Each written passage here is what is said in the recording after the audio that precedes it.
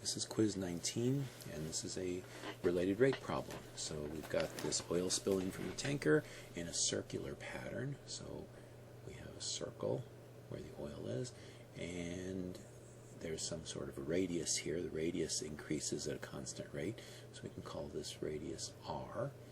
And we're interested in how fast the area of the spill, so how fast the area is changing. So if I let A equal the area of the oil, then we need to find dA dt, the rate of change of the area, not at every point, but when it says the radius is 30 meters, when r equals 30 meters.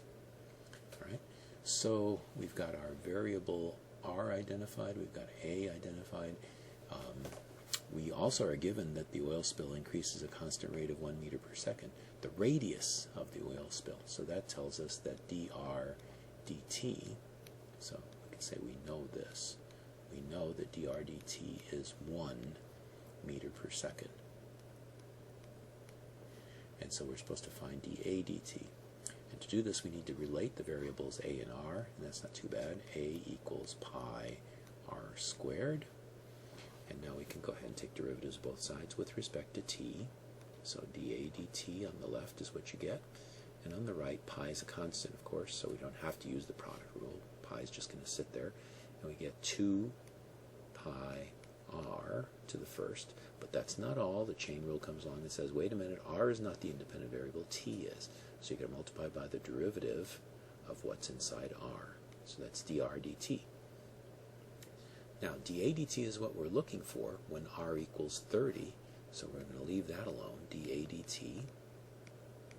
But then 2 pi times r is 2 pi times 30, and then dr dt is 1, so we put that in there. And that's going to give us 60 pi. And the units, by the way, are going to be in square meters per second. And if you look at these numbers carefully, the 2 and the pi don't have any dimensions in them, but r is a radius, so the units of r are in meters, and dr dt is in meters per second, so meters times meters per second does give you meters squared per second. So that does check. And that's all there is to it.